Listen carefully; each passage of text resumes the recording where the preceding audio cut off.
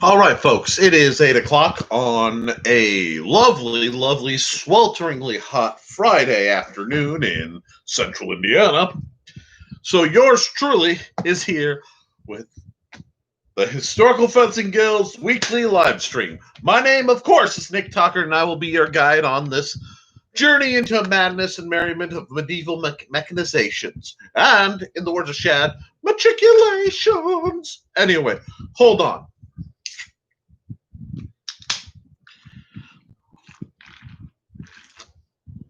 Folks, it's been one heck of a week out in the real world and here at the legendary White Boot Keep. We've got a great show planned for you today. While the original plan was to go over Sword and Cloak, as you can see, I'm very sweaty. I'm not dressed normal, and I seem a little out of it. That's because there was a bit of a mandate where I was told I have to mow my lawn or get fined tomorrow, along with the possible shots at my chickens. We'll talk about that, or we won't. We'll see how it goes. But I've been busy, so I am fresh from lawn work right here because I'm not going to hold up this broadcast for anyone or anything. Thank you to my one broadcaster, my one viewer. Please hit that like button because we need YouTube to appreciate all the hard work I'm going to give to you to keep us going. Well, folks, wow, what a week. It has been nonstop excitement for the last 7 or 8 days. Sorry. Mountain lightning. The normal stuff is here. Yeah, I'm double dipping today. All right. What we have on the menu. I have been asked to discuss shields because apparently there's a lot of interest in, after all this, people want to join HEMA groups and historical fencing groups, and a lot of people are interested in making their own shields and how body armor works. Now, as we have been, I told you we've been working through the manual, and some of you will say, but Nick, you said you were doing Sword and Cloak today. Because I can't get enough room to do it right, and Sword and Cloak really is dynamic, I am thinking of actually clearing out some space and actually shooting a live, an old-fashioned video where I just prattle on about Sword and Cloak as a sort of gift to Ren Contessa, who's going through some stuff right now. And I want to, support her and motivate her to working towards making herself as awesome as possible. So, while we're waiting on that, we're going to open up the simple sword. Because I have a section where I talk about shields, I talk about rudimentary armoring, and I talk about what makes armor go. And I've got a couple minor examples of pre-made stuff. Next week, when I have more time, I'll bring out more homemade armor. I might even make some armor. I haven't done that in a while, and I've been meaning to, because all of this needs protection when I'm out fighting with you guys, and I keep neglecting it to buy stuff for everybody else. I also have a review of a product coming up. Sneak preview. The amazing Steve Clausen dropped one of these bad boys off to me, and brother, am I ecstatic. Anybody who's been interested in scimitars or piracy in general, this is a great trainer. We'll get into that. But later. And I'll give that a proper second review too.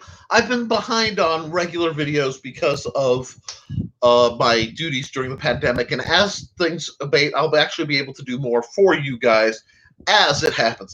I'm roasting, so you guys can behold the sweaty mop of curls that is me. Now, any comments, questions, please throw them in the comment section because I want folks to understand. But we're gonna get on the topic of shields.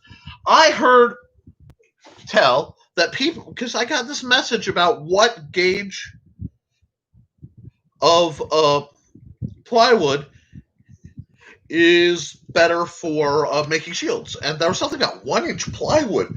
Here's the problem. When you're new to historical martial arts, there's a temptation to make a very heavy shield. The benefit of a heavy shield, like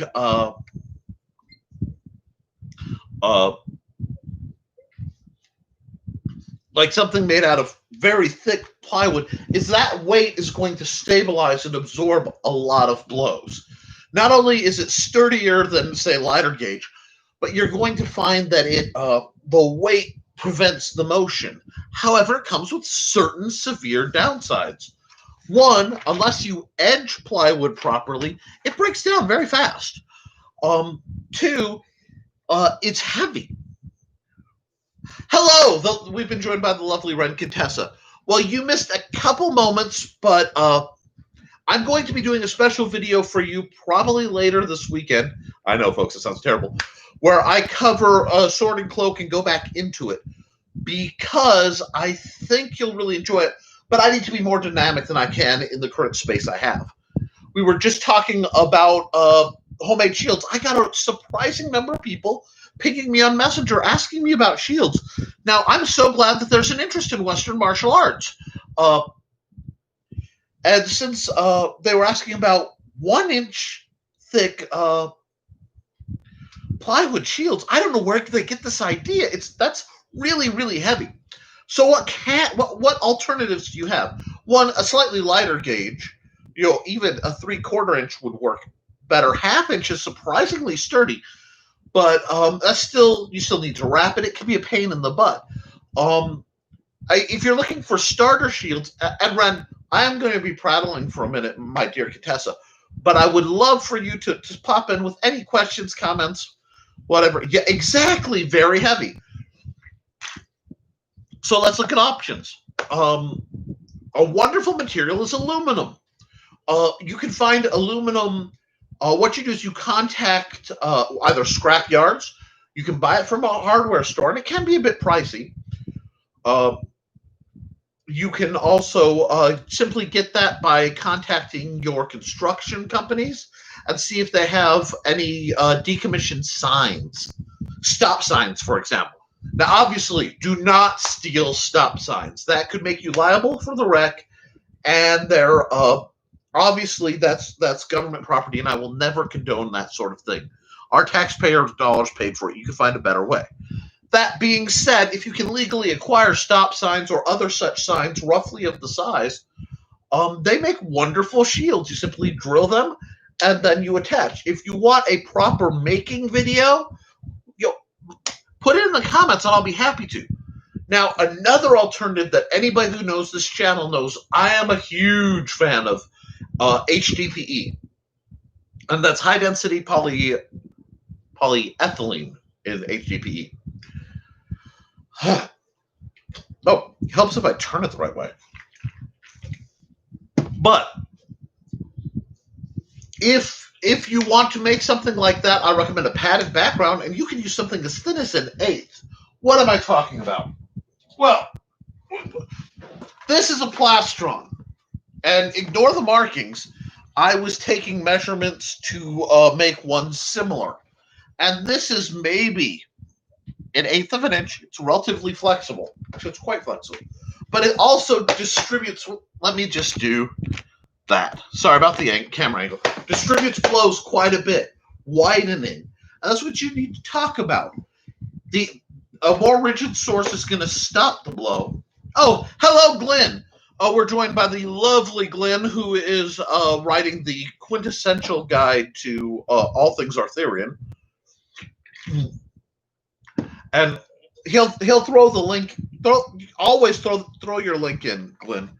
But so a plastron, anybody who's doing anything Western martial arts, in my opinion, should wear a plastron. Okay, this protects the sternum. I've had mine damaged doing this. It protects the heart. It basically gives you a secondary outer rib cage. This is great.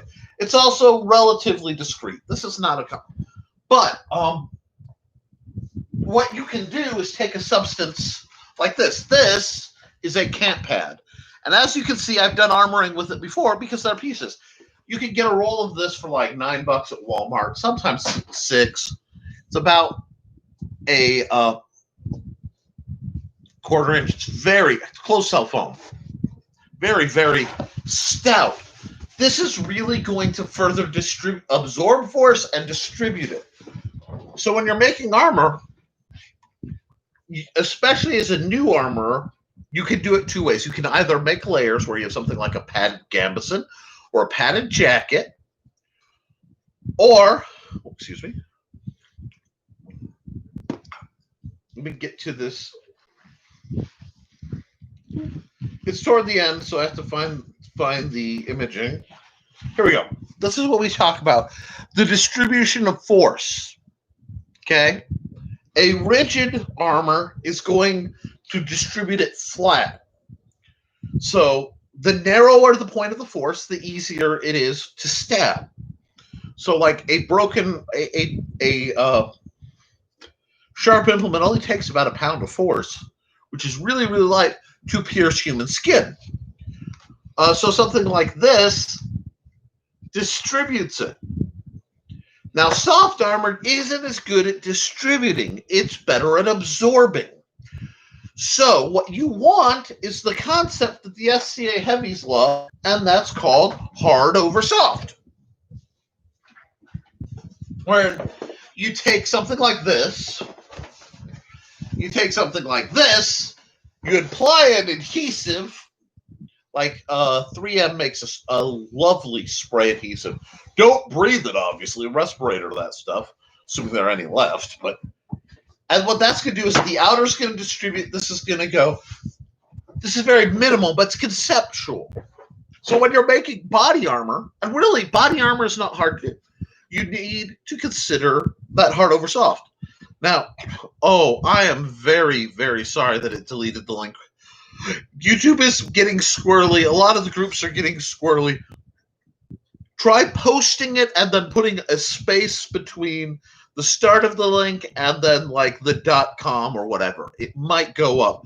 People are pretty smart about being able to figure that out. But if you want to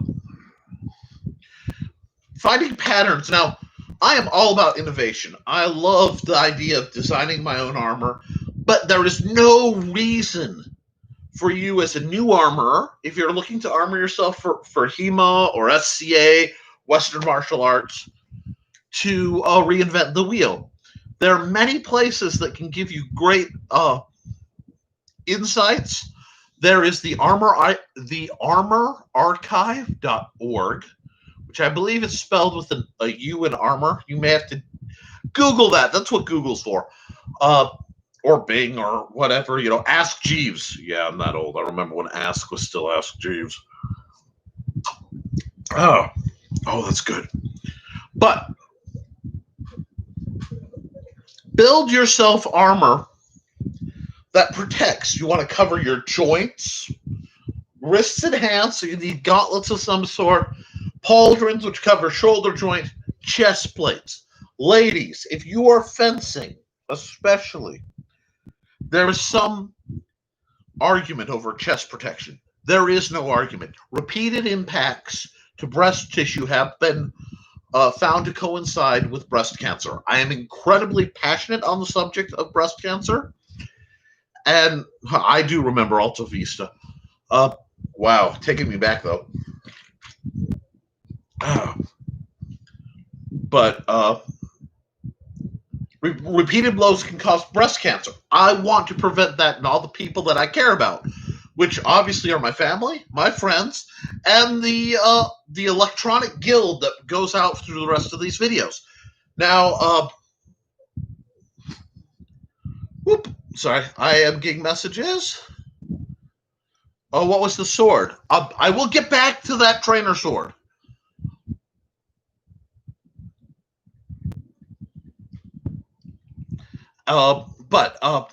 So, sorry, digression. Ladies, they have molded one-piece plastrons to protect your chest. Wear them. Now, they used to, and they're getting harder to find, which is a good thing. They're disc plastrons that, you can just sew in. Do not, under any circumstances, use these. Because I've seen cases where the fabric has flexed, the discs have made a scissoring motion, and have severed material under them. I don't want that for anybody. Exactly. I am all about save the Tatas, but I'm also about saving the people that are attached to them. It's a win-win. And we all trust me. This week we need all the positive in the world, and boobies are positive. Probably get in trouble for saying that on YouTube, but I'm not particularly caring. But so you can use the same principle with body armor as you can with shields. If you want to make a shield to learn basic shield work that will actually absorb a surprising number of blows and be very inexpensive, I'm a big proponent of the Rubbermaid style garbage lid and line the inside with foam. Like camp pad, yoga mat. If that's a little rigid, but try your foams. I'm glad I try. I want everybody to be as happy as possible. These are dark days, and there's some bad stuff that's been going down, and both sides have negative. Thank you for the like, folks. And please, if you enjoy my antics, at least like. If you really want to support me, please consider becoming a patron. I know the modern funds are short for a lot of people, and I would never want someone to suffer to kick to me, but it would be appreciated because I'm trying to do all this on a shoestring budget, and I have some great, huge post quarantine plans. So, sorry. Caffeine fueled rants need to be fueled by caffeine. Getting back to the armoring. Motorcycle armor works great. You can get top and bottom for around 100. You can get armored pants pretty cheap. Now, it's not always the most permanent, and it will wear out quickly in that most of it's the plates attached to the mesh. The mesh wears out. The plates are still good. The strapping may wear out, but the buckles are still good. So you can use that later. You can take it off the damage and attach it to something else. This is how you innovate. I hate when I see new people go out with improper armor and then they get hurt. Face protection is really key. Fencing masks are great. Martial arts helmets that have. Give me a second. Woo! And he's back. Something like this. Things got thrown at me. Objects. Oh. That was Cemetery Plots by Empire Comics. But this is a little small for me. Well, glasses. But I'm going to throw it on for you for one sheer amusement. Now, a rig like this, and I think you can hear me okay, possibly even louder because it resonates, is going to protect your face from those sudden impacts, okay? You still have good breathability. Obviously, it's going to fog, especially if you're talking as much as I do, but a little bit of Rain-X usually will correct that. This is going to protect your ears, even from concussion, which you should never do what I just did, because you could actually rupture your own eardrums. Snap kicks or hits, it's not perfect. A lot of times, Western martial artists will use a rig like this inside a metal, or even there's some development of polyurethane fighting helmets. They're not really well known. They're not easy to find right now, but in the near future, I think you're going to see more things like that, where this could be inside it. You can be really safe because, you have to understand that most sword simulators function like a 3-foot long baton. So, So, this is a little narrow gauge. Usually they're much thicker, but something like this, where usually a right-handed individual is going to come up and start running blows. Now, excuse me. I've heard rumors that there may be a market for used gear opening up as certain police agencies phase out previous equipment. It's one of those I'd watch. I'm not expecting, but I'd like to see how that works. Because that'd be great for what we do essentially, and it could be potentially inexpensive if it's used. I'm sure it's some kind of auction thing, but I'd love to see it. Woo. But yes, I want to point out how nice this is too. This is going to keep coming back, but I don't want people thinking I'm forgetting it. I'm just teasing it right now to give me a minute mentally. Anyway, Armor Archive. The other thing you can look up is there are several companies, and I will admit this is a bit of a nefarious approach, but they put detailed pictures, and some of their armor, was it? Oh, God. Dark Victory, I believe, is a company that does barrel plastic armor. And they sell a set. I won't say I recommend it, but I do recommend looking at it because it's barrel plastic. It's basically paracord construction. You can make wonderful things with barrel plastic. Going back to shields, the blue barrels or the white ones, you have to be careful because some hinky stuff gets stored in them.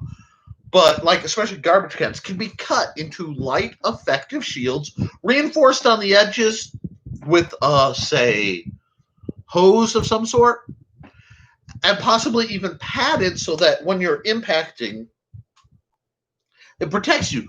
A lot of people, for example, if you're going SCA and you're a heavy fighter, now they're very specific on their shield construction, which I want you, obviously, if you're involved in that, to look that up. But if you,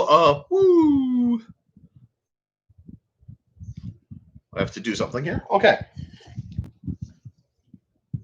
If you are building that, you don't have a group, you can make very inexpensive armor to start. And I'd really like to see you guys make inexpensive armor just to have it. It's handy. I will say, again, riot shields are wonderful tools for Western martial artists because they're light, they're portable, and you can really get that with the visibility through them. But there's a bit of a stigma against them right now, obviously. So,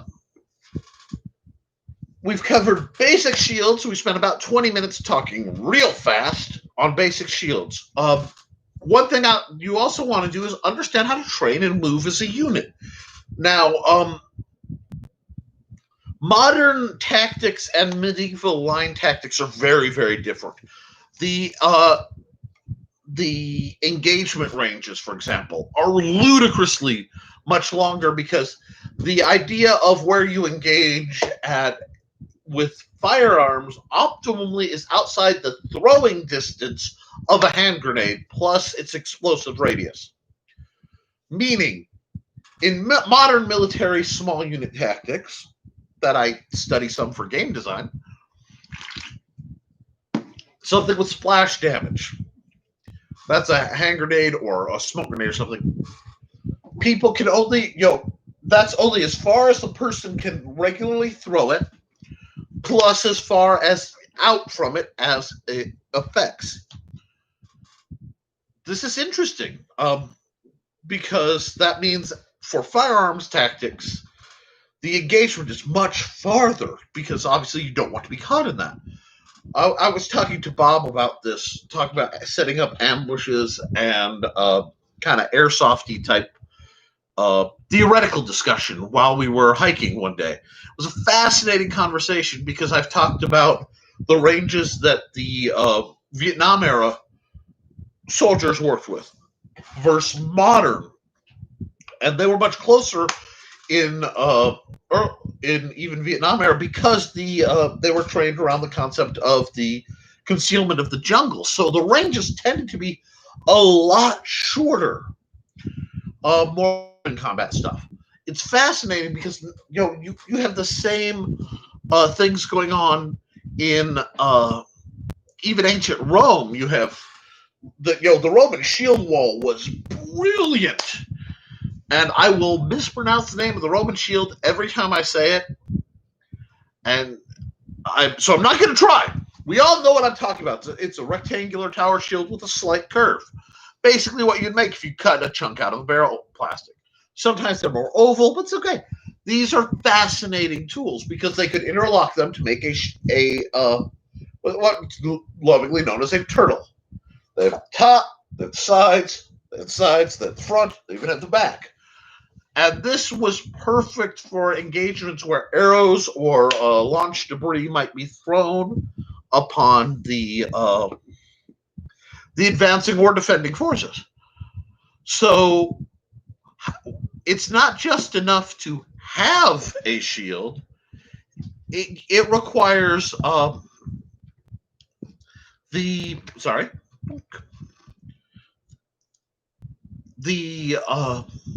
knowledge of how to use it and how to interact with people. Because if you don't know how to work with the person beside you and you're not disciplined, your line is going to break up a lot. And that means advancing forces can just get through between you, and now you're in a scrum, a melee that has very ugly lines. You don't have places you can fall back to. This is bad tactics. If you're going to look at a group like the SCA or Amp Guard or Daggle here, you need to start understanding, at least personally, a little bit of the tactics. And if you're working with a group, you have to drill. Drill, drill, drill. You will never get better at anything if you don't practice. Well, it's like, well, who can I practice with to learn these things? I have some answers.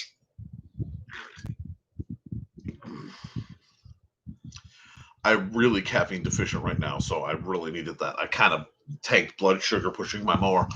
Okay.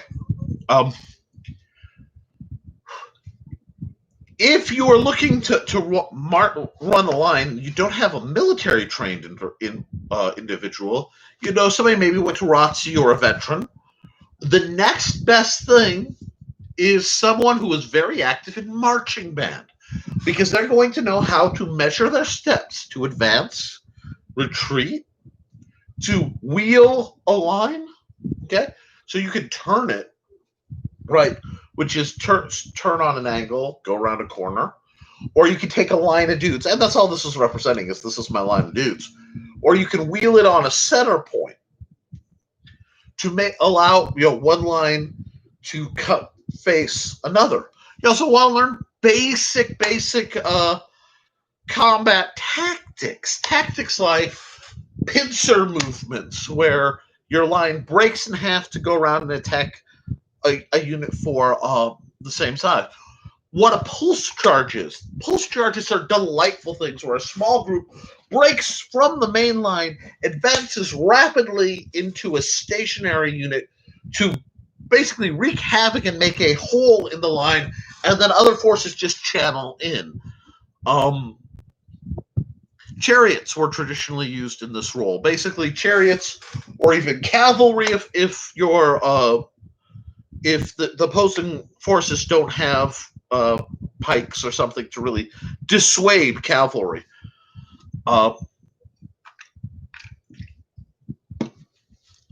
To make them not want to advance into that.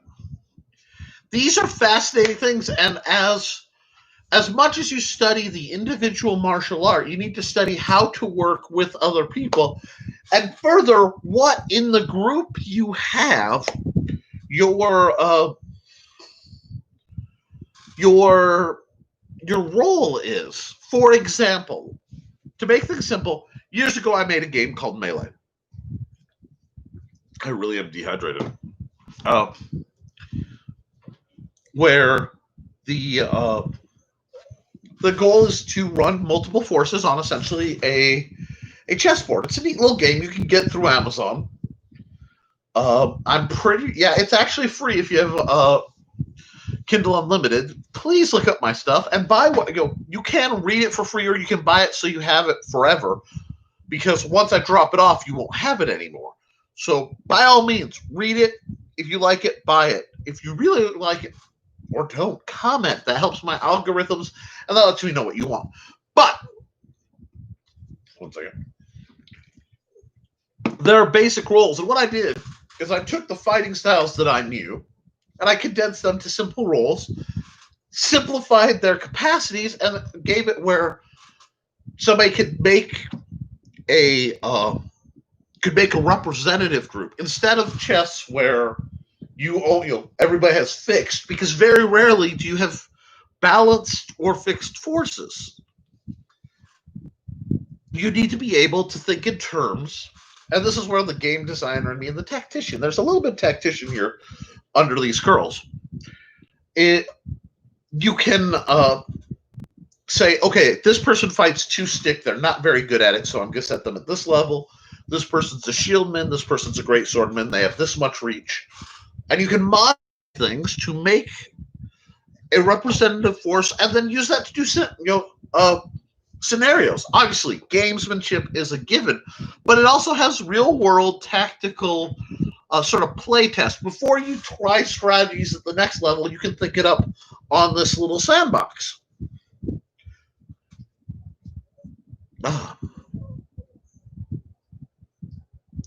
So what I always recommend is piece your ideas, figure them out, see what works for you, and test. Now, we haven't got a lot of comments, but I seem to still be live. So if you have something to say, fire away. If you're not comfortable talking here, by all means, message me on Facebook Messenger if you have me connected that way. If not, fire on. Always step to the left. People are right-handed, usually. So stepping to the left will avoid a whole lot of shots. I'm glad you remember that.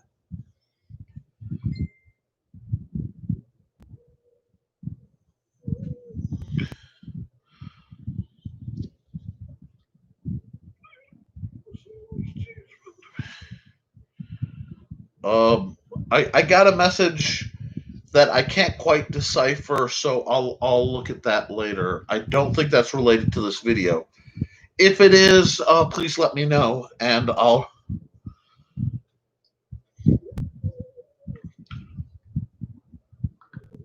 I don't quite understand. I don't understand the question. Sorry, guys. It may have been garbled. My internet is really bad, as always.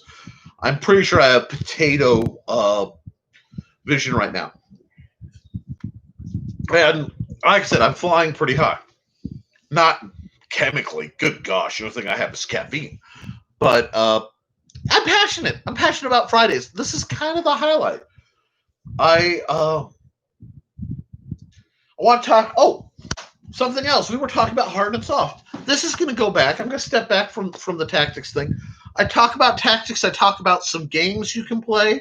Things like War Ball, some skirmish rules. I'm a fan of Two-Headed Giant as a means to build both team building and to get used to working together. So let's talk about that before I go further. Two-Headed Giant is a two-person. It is a melee where groups of two people are engaged. However, one of these people have a rigid defensive device, usually a shield. The other has a sword. They share one. So they have to learn to wheel and move to protect and benefit each other without sacrificing or breaking up too far, usually. It's a wonderful exercise. It's one of my favorites. I believe it is listed in the back of my book.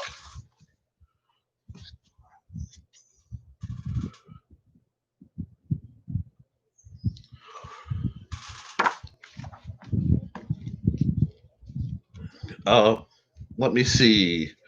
Oh, we're talking about, gorgets. Remind me. Somebody remind me. I got to talk about gorgets and bracers. Calibration. Where did that go? Yes, I know my own book, but I've been working on the next one, and it has thrown me off. Ah, ha, ha, ha, ha, ha. All right. Skirmish groups, melee groups. For people reading along and wondering where I'm pulling from, we'll start at page 77. Two-Headed Giant. Yes. Train first with two people. Pair up. Some of my favorite bouts of all time were being paired up with Trelana Bachman. I had to remember that I said her last name right. I've known her long enough, I always want to call her in my heart by her maiden name. But we'll talk. We talk about two-headed giant a bit in here. We're also going to talk about group training. So what you want to train with is, one versus two or one versus many, both as the one and as among the many, so that you learn to work together. Some people call it fox and the hound. The weapons things change, but the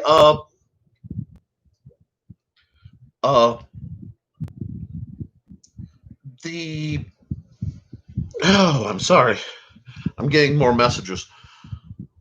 The idea is, how does one person evade many to either defeat them or escape them? Don't just do we march at each other and die. And don't just do one-on-one duels of honor.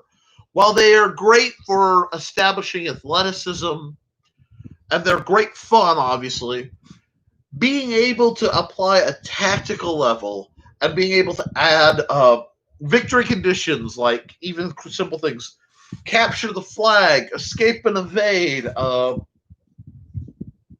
escort the injured.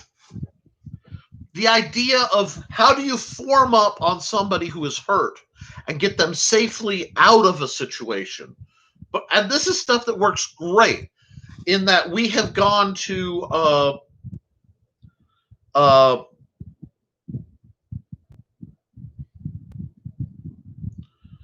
concerts and had somebody, you're at a concert, there's a bunch of guildies at the concert, just having a blast, and somebody in the middle of the crowd slips and sprains their ankle.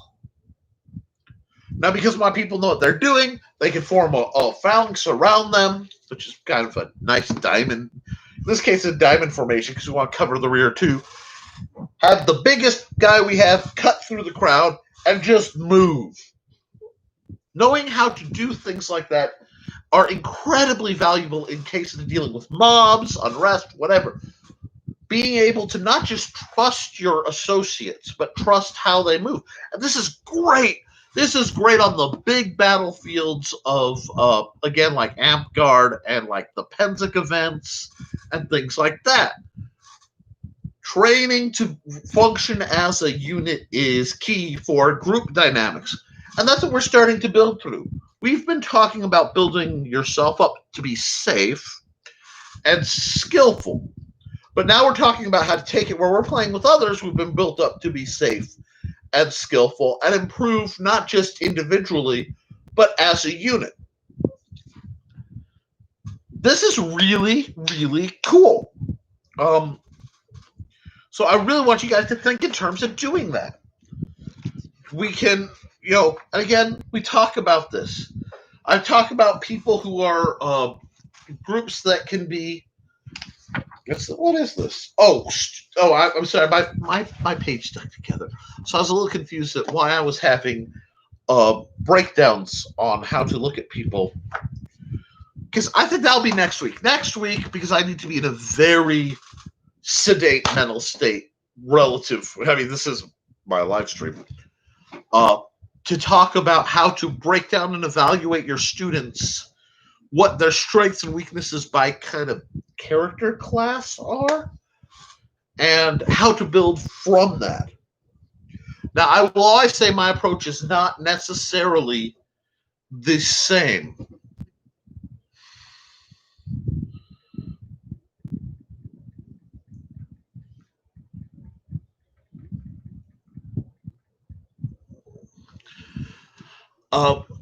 What I mean, but again, and I've talked about before, I'll talk about, there are people who, if they wrote this book, they'd be like, this is the only way. I loves it. And this is a great book, but it is not the only way. I expect some Mandalorian to walk up, and it's the way, and maybe they're right. Maybe I'm undervaluing my work. I've never done that before.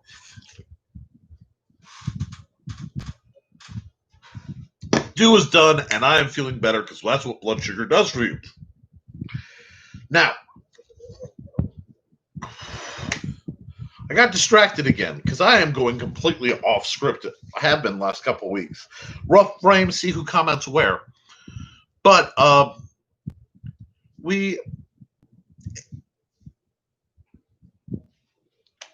sure there's something about chicken nuggets to be referenced, but Ren just said Baby Yoda, and that is the way, and chicken nuggets, but I will not butcher the English language to be cute. It is not in me to do so. I was briefly a para, and they were doing a video. They were doing a video for class for the school, and it was one of those things. And I declined, and they asked me, why aren't you? And I said, because I neither whip nor nay. I am old. I am fat. I am of a generation that learned this is safe. This is the fat guy dance. Anybody who's ever wanted to see what the fat guy happy dance looks like? I'm in a wheelchair. I'm scooting all over the place. Woo! Rolling chair, not wheelchair, thank God. But fat guy happy dance. Woo! That's it, folks. I don't need to do more than that. I can get like the head knob, nothing. None of this reaching for nothing. I'm short, I'm fat, condense it. But, sorry.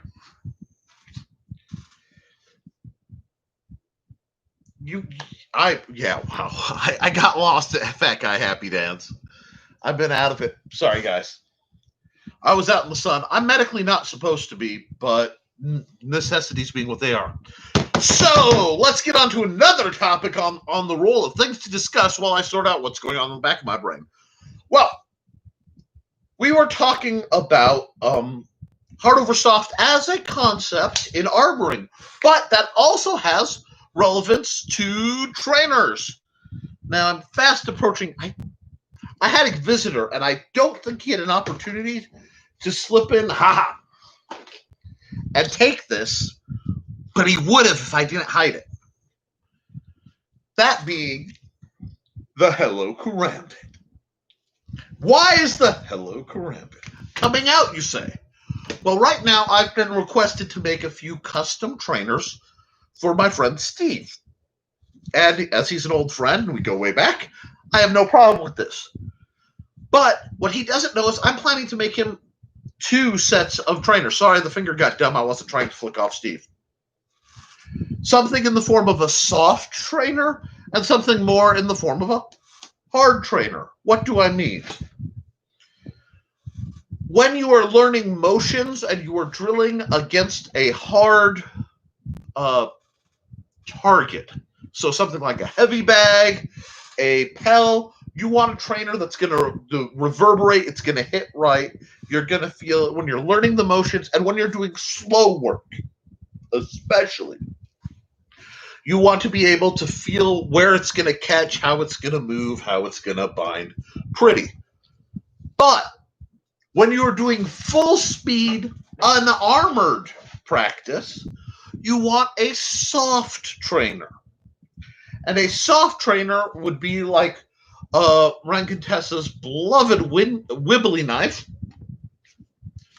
or the Hello Karambit. I have a Karambit trainer somewhere in my garage that this is based off of. I want to say it was a Bud K trainer. It's not perfect, but the core of this is our good friend. I'm staying here so I'm not off screen. 2 layers of cat pad. Sprayed together, wrapped in duct tape. Why? You make a trainer like this so you can beat the P-mortal stuffings out of your friends and not actually end them. Because I have found that some trainers, when in the right hands, especially the right control, something like a Karambit trainer that has a very pronounced impact tip can be devastating and literally devastating as a weapon in trainer form. There's a lot of control things you can do. You can persuade, and frankly, it really hurts to get gacked with one of these in a soft spot that's unprotected. This is why I told you earlier about how to make armor. Sorry, I was offended by a piece of stuff on that stick. I have squirrel brained tonight, folks. I really, really have squirrel brain. But we're working on that. So what I did is I took patterns off of his 3 favorite knives, or at least the ones he regularly carries, and I cut they are drawn right now onto foam board, because that's going to give me a 3-dimensional that I can actually feel. No sturdiness. I could never fight with the foam board one, but I can get a feel for how it's going to move and what adjustments I'll have to make to the later version. Squirrel! To make them work, where you can train with them, where you can go, where you can say, hello, how's that going?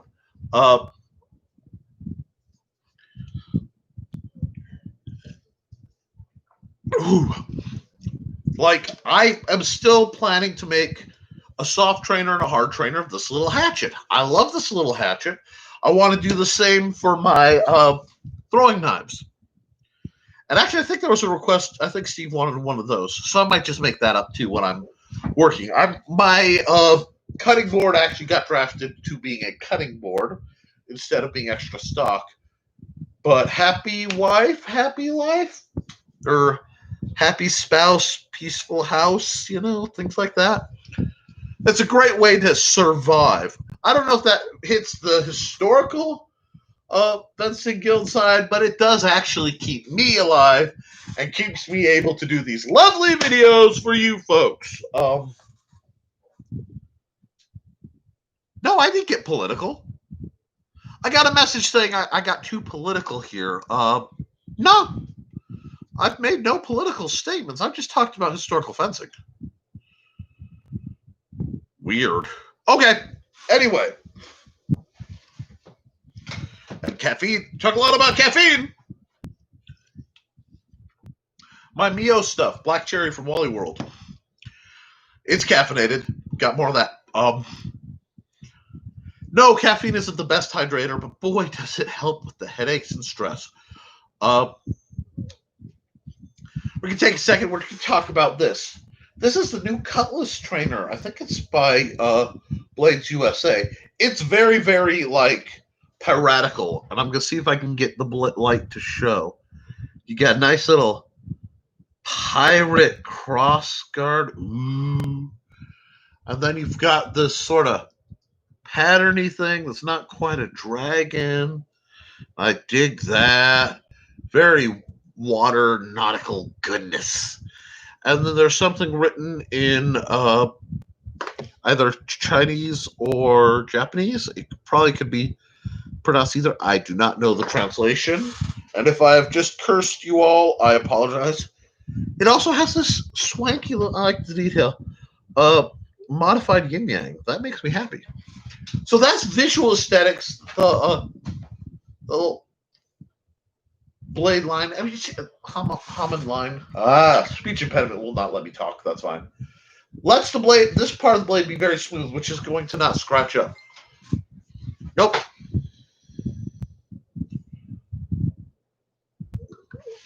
Just found out that somebody's going to be able to see me online. Yes, I'm online. Yay! I'll see you in a few minutes.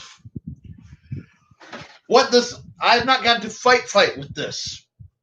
But it is light. The balance point is actually quite nice. For a slightly cutting edge, this weapon has flow. It has this nice curve to the grip. This is very orthopedic. It's the belly of the handle for my tiny hands is just a bit overpronounced. Okay, it's just a bit girthy in the belly for fencing. Hush you. But the guard is actually quite stout. The blade has good flex.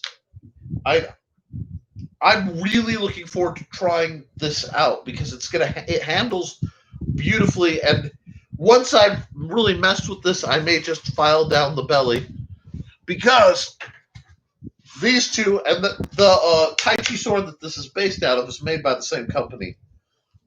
Get along very well. This is the more cutting feel versus the obvious thrust orientation of what became my personal small sword. But I can pair these well and fight them radically differently because this sword's always saying, hey, I'm a cutlass. I'm a saber. Don't you want to get with the wook wook wook wook? That friends, that is a serious martial arts term. Wook wook. Da wook or get brook. Anyway, it flows. It swings. It moves really light and delicate for being as thick as it is. It resets well into this little grip. As you can see, like I said, it's a bit big for my tiny hands. But this is close. And if this had some kind of modified keyhole grip, or I were to be silly and drill a bolt through countersink it just to get that extra feedback, I might be in love, folks. This is great. They're running about $40 right now, which is a little stiff, but not bad. This is a real contender. This is not quite a game changer, but it's close because it gives good hand protection. So yeah, I'm definitely giving this I would buy it, and I'll do a full review later. But thank you. This was a donation, so because with COVID, I've lost most of my rather few patrons, and I have absolutely no problem with that. In that, I understand what the world's going through. But it did suddenly tank the levels of me saying I can save up and get myself better armor for a change. To wow, I won't really be able to afford to do drills and get. I'm using the same fencing mask I've used for 20 years. It's a little beaten. Had a fencer who liked to do saber cuts as an attitude adjustment. The attitude being, are you breathing? Have I given you permission? No? Whack-a-hack. Whack-a-hack is also totally valid as a martial arts term. I only make fun of things I love. This is interesting. Sorry, I've been looking for this, and it just happened to pick out of the blade pile. I went to Walmart one time. I had no weapon on me. People who know me know if I don't have a knife of some sort, so that's why this guy's tied to me, I actually get anxiety. Oh, I absolutely understand. That was not a shot at you. That was just a statement because people were asking me about it earlier. And no, you're still one of my biggest supporters, and you know why. And there's you have other ways to help benefit me, so don't worry about that. But I lost a couple of my others. Anyway, thank you. And people are like, he's talking to that invisible person. Yes, I am. And you don't get to know what all said. Isn't it fun? I keep secrets. All right. Now, well, I'm going to take a minute. I'm going to talk about what I do because we're coming up on an hour of broadcast already, folks. It is flying today. Think about some comments. Think about some questions. Oh, and I don't realize, before I get into that, Ren, speaking mostly to the lovely Ren contestant, but I referenced this before she hopped on. I couldn't tell who it was in the little bar that says, this is who it is. I'm delaying your sword and cloak video till I can get out and move because it's really, really hard to passively go into sword and cloak. And honestly, I think this might not be a bad option of something for you to consider as a trainer. This still would be better. And where did my guarded version? One of these would be perfect, possibly two. Lynn Thompson or whoever is running Cold Steel, please make a double length one of these. Just double the length. You don't need to do anything else. If you want to put a cup hilt, I will do the fat guy happy dance again. Okay, again on live TV on twice. I will do the fat guy happy dance. Okay, not that little thing. No, I'll get into it. I'll get some copyright free music and just like fat guy happy dance. But this would work. Something like this would work really well for my dear friend Ren, and I'd almost be tempted to get her one and cut the barbs off and turn it into a stiletto. So just cut that, cut the ring, cut these guys off to about here, and make it a very fast stiletto. We'll see. I have ideas. Of course, I always have ideas. It's me. So, how do you support what I'm doing? Well, as always, you can buy the Simple Sword. Yes, this is a shameless plug, but I'm shameless. Buy my book. You can also become a patron, or you can buy my numerous games or other books through Amazon. I'm going to be doing some new stuff real soon, and I'm going to be putting some commentary once I get through my contract work as a gift to the patrons who stick around. Oh, thank you. I am full of ideas, and I'm full of a lot of stuff, but we're going to worry about the ideas today and insufficient caffeine. One moment. Oh. I've been trying to get that fight style done for you for years. There's also a couple synthetic foils. I almost bought one. I think you would love a synthetic foil because it'd hold up to these guys, but would be incredibly light in the hand, and then we can modify the rigging, I suspect. Or just, regular foils. I am working on those. Those are on my to-do list too. I just didn't have to expect to have to completely renovate my yard in a few hours. Bless my wife right now, who is actually, she went out and she mowed because I am prone to a type of sun sickness due to my my medication, and I am prone to certain types of injury due to just being a gimpy, twisted-legged kind of hobbit freak. But hello, Steph. Steph just got purple hair. It's pretty awesome. We've been talking about shield making. We've been talking about weapon making. Hard over soft. You need to. We need to make a boffer hatchet for you. We need to make some soft boffer hatchets so that you can vent some of your frustration whenever I can safely open up practices. But and I know you've got some projects. When your projects are up, put them up because I want people to be able to see stuff. And some people have asked me, am I ever going to get music on my channel? So I might be talking. You might have an opportunity to be useful, Steph, and get me some maybe some fight music or something. We'll figure something out. But and yes, so I will be doing. I'm going to say it by this time next week. At least one video on Cloak and Dagger and Cloak and Sword. Thank you for specifying, because I didn't know what was coming, but it could have been problematic. I don't want to get in trouble. So, what would you guys like to discuss? What's on your mind? What questions, sword stuff? I tend to prattle, but I always rather answer your questions.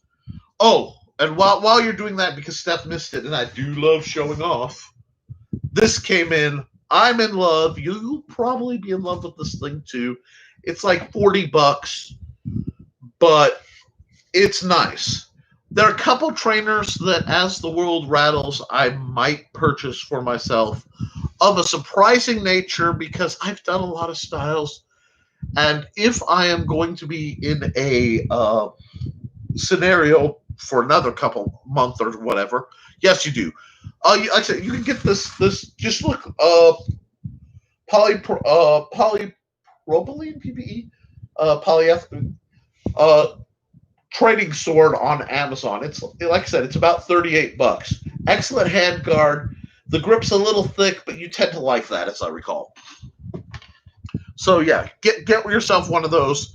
Spray paint it pink or something, so we can tell them different, and go. Or like yellow and, well, not purple, because Mandy has like hardcore claimed purple as a color, and I'm not dying to my wife's hand. Also, Steph, I can't remember if you have these guys. These guys were on clearance for like $20, $25 instead of the regular 40.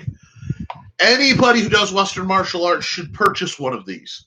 These are one of my all-time favorite products. I'm not sponsored. I would love to be sponsored. There's a couple companies I might end up trying to make a sponsorship from, literally or tongue-in-cheek, but that's much farther down the road than I'm standing right now. But yes, so I need to look and see, do we have any questions on the file?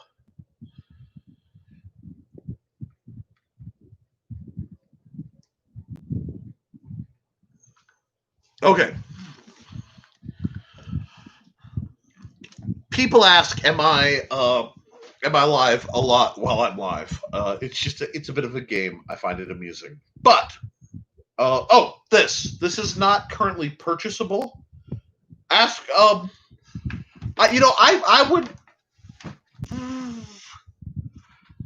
I would be tempted because we've worked together, but I don't get anything for the purchases of the Italian side tactical side sword, other than I got a free one, and that one had the pommel to see which I like better. He prefers the pommel, I prefer without, but then again, my wrist was held together by elastic out of Ghost.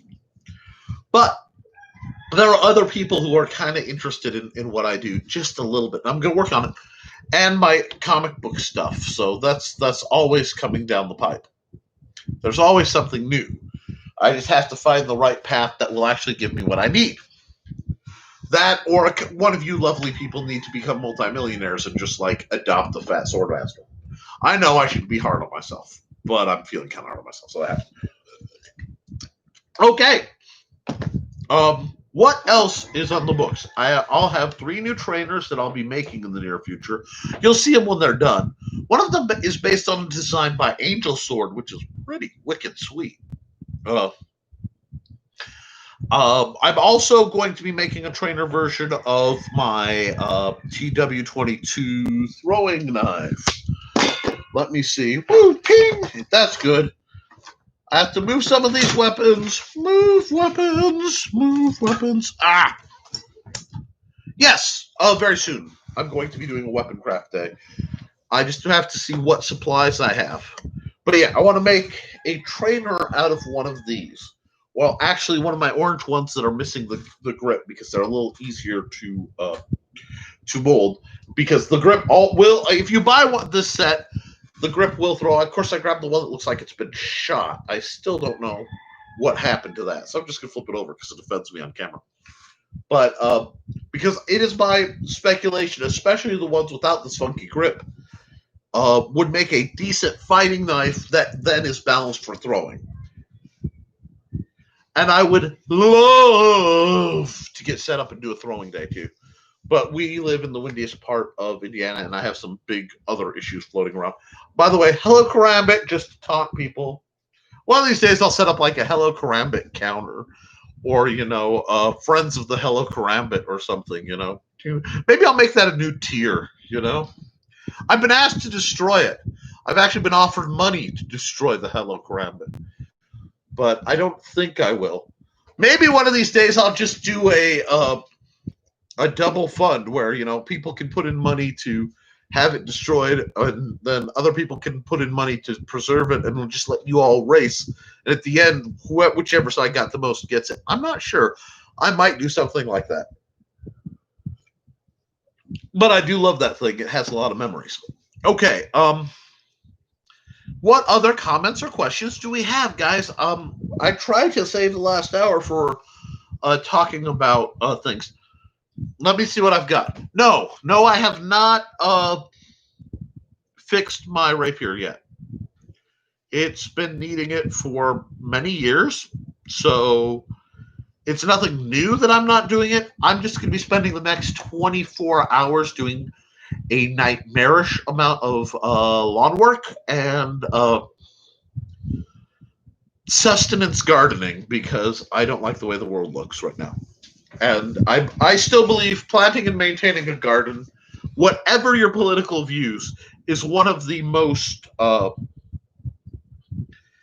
the most rebellious and self-empowering thing a adult can do in the United States of America right now. Because if you can provide anything for yourself, you have moved up in the world in my mind. That was a touch political, but it wasn't like anti anything. I just think that you should be able to be like, hey, I grew this, then I ate it. That's cool. Other questions? Now, I got a comment about these guys. Now, I have two of these, basically. The other is elsewhere. And it is indeed a foil. It was part of a set given to me by the great Peter Pindrak in thanks for my services as a swordmaster. And while I don't usually, I don't charge people for my services, it is so awesome when I do stuff like this. But this is a painted, and it's slightly rusted because it's a bit of a relic.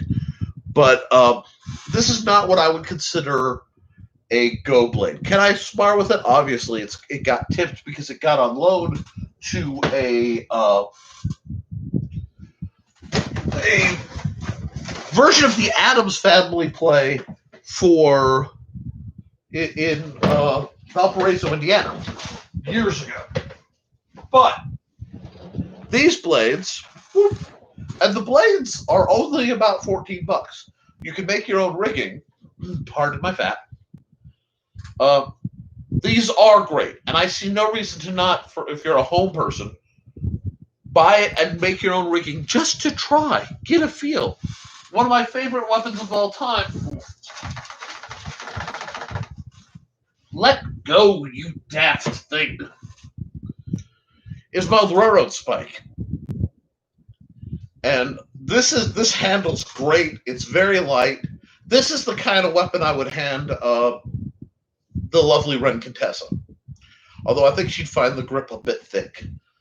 But it works well and it's flat. See, let's talk about grips for a second. Whatever the diameter you like of a grip, thin, thick, whatever. I've yet to see a sword where a true cylindrical grip is a good idea. You always want to oblong it. Oh, gardening is punk as stuff. Never destroy it, I'll cry. I might also just frame it and put it on the wall for safety. You never know. But I'd consider mass producing them, but somebody get mad at me, either Sanrio or the guys whose karambit I used as a pattern. The world may never know. But when you're making a grip for any of your weapons or you're purchasing one, you don't want a smooth, round grip, which... okay. You can get away with it with a stick because there's no edge alignment. Okay, a stick, whatever angle it's facing, is going to have the same impact. Whereas a sword, a dagger... This really doesn't show up on camera really well. I just stabbed my computer. Whoa, okay. Well, okay, there it is. Okay, cool. Sorry, we had some technical difficulties because I accidentally stabbed my computer. Not hard. This, you can see this. It is round, but it's also very oblong. So it's much thicker there. So when it sits in your hand, it locks in. You can tell instantly, eyes closed, where the blade alignment is. That is crucial. You need to be able to grab any weapon blind. I can grab this, and I can tell where the blade alignment is every time. Whatever angle I grab it at, I can move it around to get the blade alignment where I know it needs to be. Why? Well, in this case, it's very flat. So I know the edge is there, but the cord gives good grip. It also, as an axe, has a slight curve. So it tells me exactly where the edge is. I'm leaving this on because why should I leave something sharp? Ditto with this guy. Really, really informational. You need a lot of information from your weapons. Now, if it's just a plain... Wow, that was dramatic. If it was just a plain cylinder, the grip on my... And I am handling it carefully because my gloves aren't here. This is very, very round. I made it early. And if I were to redo it, I would make it a little thicker and a little flat, but it gets nestled in a keyhole grip, which makes it drama, excitement, comedy, music. Yeah, I've had enough stress today. I'm dancing. I'm dancing. No, I'm not going to get possessed by Claptrap again. But when you're striking, and like, if you don't believe me, listen to Doug Marcaida on Fortune Fire. You want to hear him get annoyed. It's always there, it's just touch, when it's a cylindrical sword. Because if the grip is cylindrical and round, it's going to slide around. It's going to make it very, very much harder to keep edge alignment. Now, something like the Warhammer, the weight will tell you a lot more. This would still be, if it was a little shaved on the sides, flat, so that when I grabbed it, it locked in, would be more comfortable. But this is made by John Miner for my wife, and it's over here because I was talking about them, and I haven't moved it away yet. And I think I need to make a hanger for her office. But anyway, the weight still, that tells you where. You think of an actual axe handle, and it's very much oblong, and then curved to let you know blade orientation. This is neat stuff. It never... I don't care how good a blade looks. I don't care how expensive a blade is. Claptrap. But if it doesn't feel right in the hand, if it feels like it's going to wobble, I'm not going to like it that much. You can't purchase with appearance tactile aesthetics. Oh, is it kinesthetics? I'll have to look it up again. I'm brain farting, but... So, that's why PVC trainers don't often feel quite right. Because they're rounded. That's empty. Moment of silence for that. Okay. That's not though. Doing these videos is incredibly mouth-drawing because I have to keep... And you guys can talk with your fingers. Thank you for using more than one. Okay. But yes, we come fall, hopefully we will have some practices kicked up, and I will have more live streams of people actually fighting. I am hesitating to say summer because it's already been well over the 100-degree mark down here. And I personally have heat issues aside from the Miss Nona being in town, Miss Rona. But because apparently I'm not supposed to say any of the normal names on this platform. So I won't. I can't remember why, but I think it has something to do with falsely getting attention or something like that. But let's see, we are an hour 15 into this.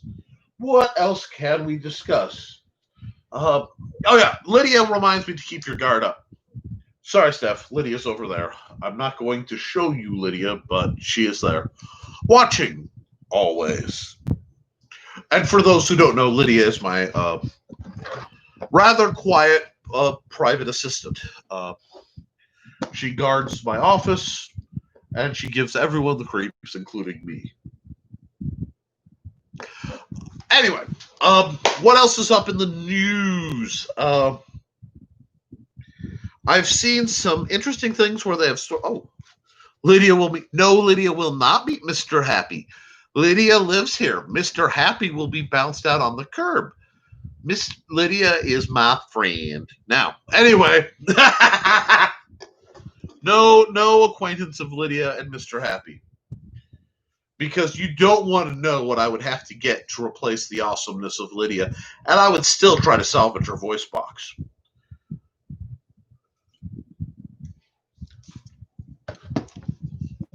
And no, I don't want Lydia to haunt your dreams, Stephanie. That would be cruel. I am anything but cruel. We need to do throwing weapons. We need to do an armor crafting day. We need to do a weapon crafting day. I need to do a video on the two types of cloak and weapon fighting, basically. To make it short, if I give me a second, because I feel bad. I did promise to talk about this. If I take a cloak, which in this case is a Dickie shirt, and I rapidly wrap it around my arm, this gives moderate slash protection. Okay? This allows me to take my offhand and make it more resilient. Okay? Classic technique.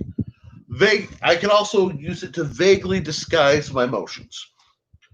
Now, I'm curious to see if I can pull this off in this little area. But if I were to take the other way is to flourish your cloak. It's really hard to do in this tight thing. I don't want to hit the computer. And then use that to disguise your full body motions to distract your opponent, etc. Riddle me this. If you're an attractive woman and you are acquainted in some semblance of dance, do you think that methodology would overlap to create a fighting style that's distractive, entertaining, but instinctually deadly? Yeah. Okay. So, we have 3 viewers, 1 like. Don't be scared of the like button. It's more scared of you than it. Let me see. I need to make sure of something. Please, guys, this show is meant to be a place where the guild can reach back out and talk to me, and a place where the people who can't come to practice can wade in. Perhaps. Yes. The level of sheer delight hearing that perhaps hits my soul. And I just found out that my share did not actually share, which is why people didn't know I was live. Technology hates me, and I'm starting to feel mutual. Oh, God. Nobody even rolled a 20. My glasses are off and nobody rolled a 20. That's tragic. Thank you, whoever mashed the second like button. It is much appreciated. We are in hour 2, 18 minutes in. Let's talk about something interesting. Bring the conversation back around a little bit. Music while fighting is a topic that has actually proved controversial and surprising, because music while fighting can sync the two of you. SYNC, like synchronize, not sync as in no. Sorry. So it's not sync as in that. It's sync as in working together. Why is that a problem? Something you will find when you're fighting people, especially people you've either fought a lot before or somebody who's a touch on the shady side, is you get into patterns. Okay? And as a fighter, a thing you can do is make a pattern to intentionally break it at your level, or to invite someone else to break it. So it's like high, high, low, high, high, low. About the second time you've gone through, when you go high, high, you could expect a shot to the face on the low note.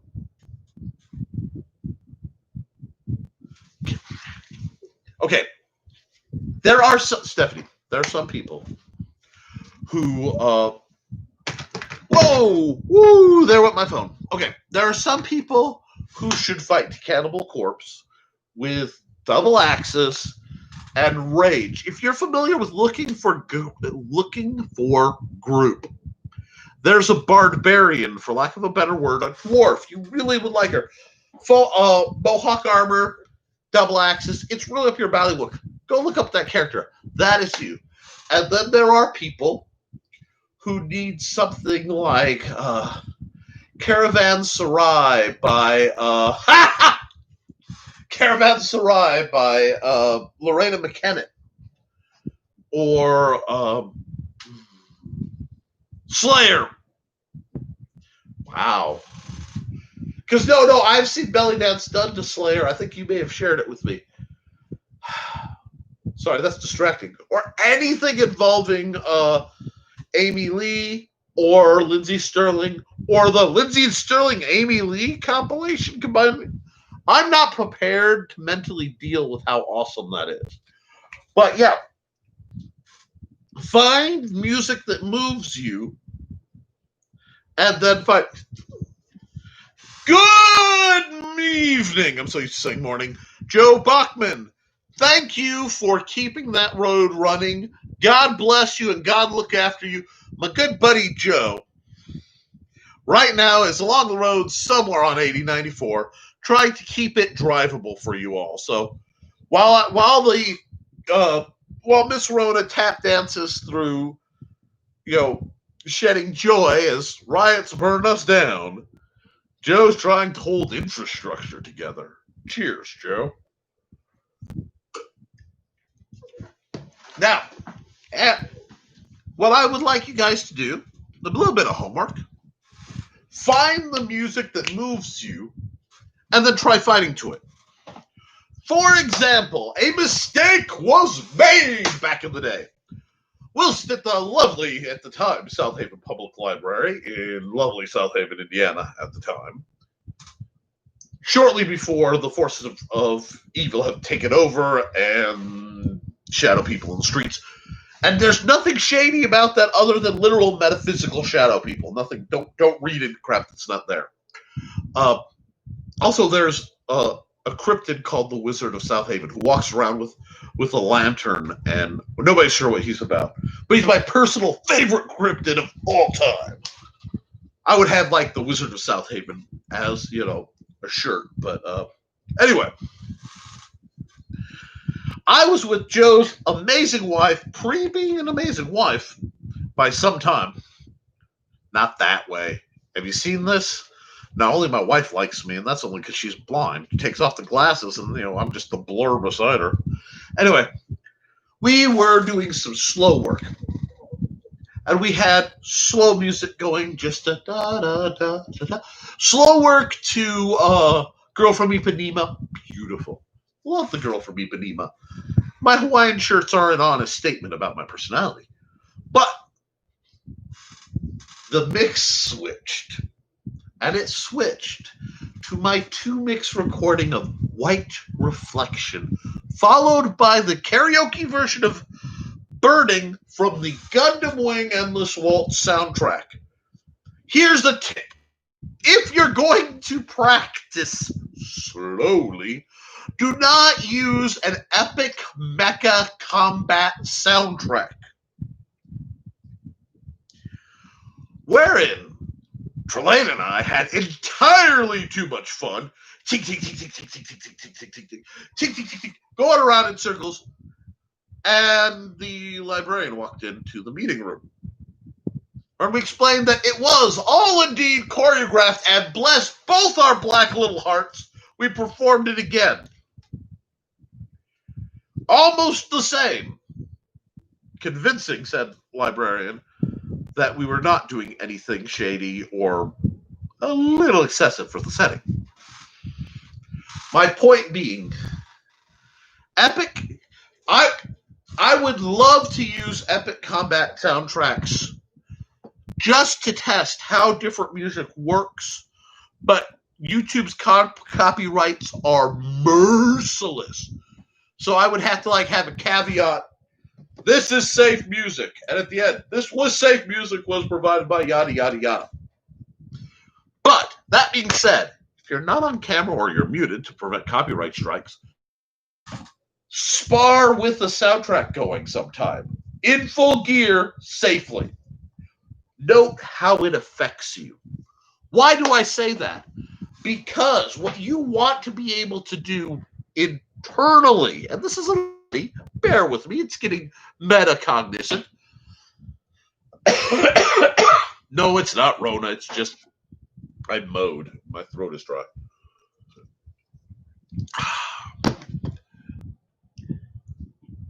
Mentally, be able to feel what moves you on the field, what either delights you into a controlled, smooth, e.g., the girl from Ipanema. Ba ba ba ba da ba nope. Da da da kill you and I'll dodge and stab your arm. Beautiful, right? That's gonna have a very different effect than gonna block you one. Nothing wrong with that. 2, gonna hit that. 3, gonna rock that.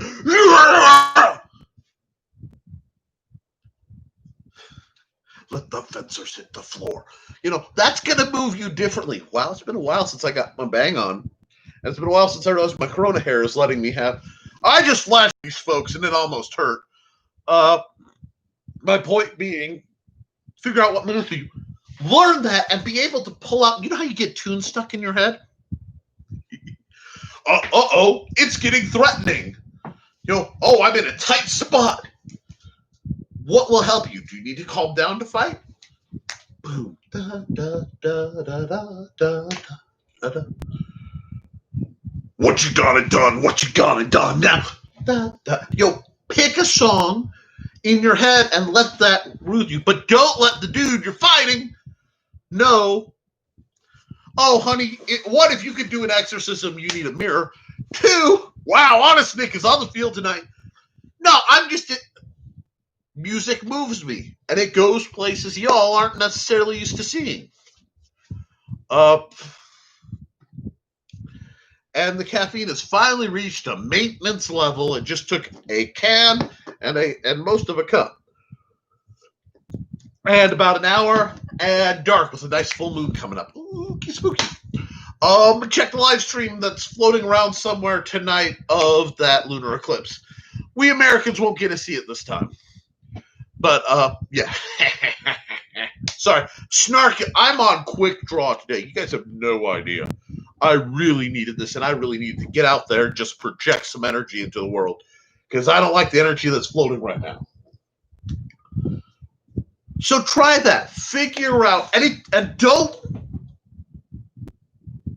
like I said, don't let public, what people think of the song reflect what it does to you. When you're fighting or you're drilling, just put it on. You never know what. I have had people who, honest to gosh, the last thing you ever want them to play is Tiptoe Through the Tulips.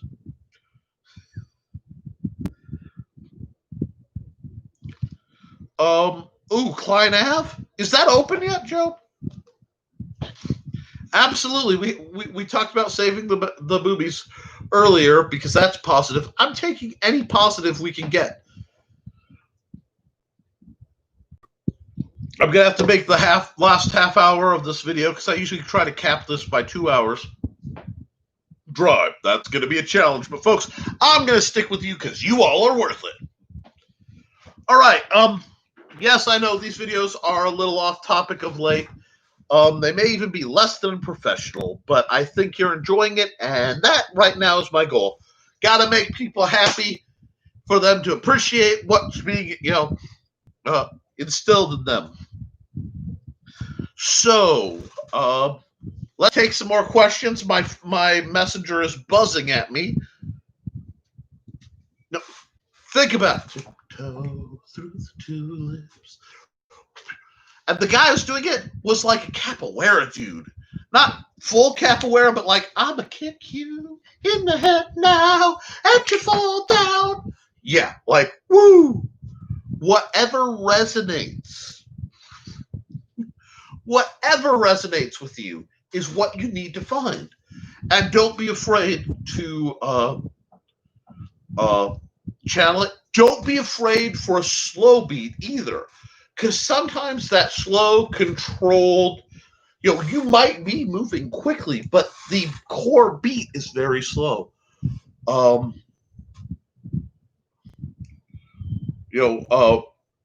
Riders on the Storm. I know some people who that can pulse through. It's an odd song, but that's what you have to find. What reaches into you and resonates with your core frequency. Because some people are like speed metal freaks. They're just drummers with swords. And da da da da da, dead now, and you get to die now, and you're dead, and I duck, and I stab you, and it's beautiful. Find what works. I'm in a really weird mood tonight, but and you know what? For pure stuff and giggles, message me next week, or come on next week and tell me what music you found that actually affects you. Don't be afraid to jump genre. Don't be afraid to jump tempo. That's why, Nick, you're talking music. You're not even that musical. I am quasi-musical for somebody who's dyslexic, ambidextrous, and watches notes like words float off the page. But it's all together. What? Dance, music, swordplay. These things are... Speaking, however... These three things are intimately equated because it's timing, it's range, it's breathing, it's movement, it's space. All these things that sword fighting and dance are so intimately related in any martial art. I have known people who, you look at them fence and you realize they're box stepping the entire time. It's like, well, that's awful simple. If you do one thing, I think Bruce Lee, I believe, said it. If I'm misquoting him, I apologize. Said, I'm not afraid of the man who knows 10,000 kicks. I'm afraid of the man who does one kick 10,000 times. Simplicity is always to be pursued. That last part is me, but that being said, I have seen fencers who tango, like literally. You can tell the way they're moving, their aggression, their flow. It is a tango. And it's funny to see somebody tangoing and somebody who's box stepping and how it all comes together. And that actually gets into my biggest beef about movies, about comic books, when they depict fighting, video games, and everybody fights the same style. That's a lazy choreographer. I will even add that extra og for what it makes my throat do.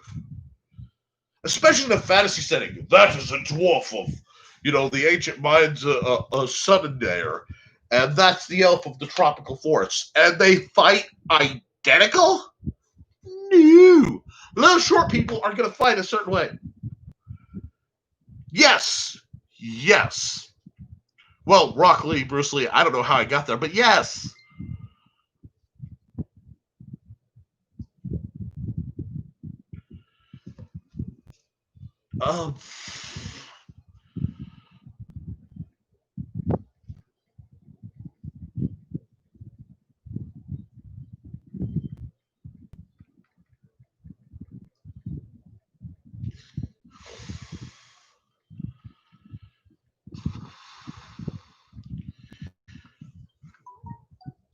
But, sorry. I just got a rather important business-y call. I have a half hour, and then I'll do that. Sorry. Sorry, I'm doing contract work, and I'm working with the amazing Luke Stone on the Hybrids RPG, and both of us got busy helping people during this problem.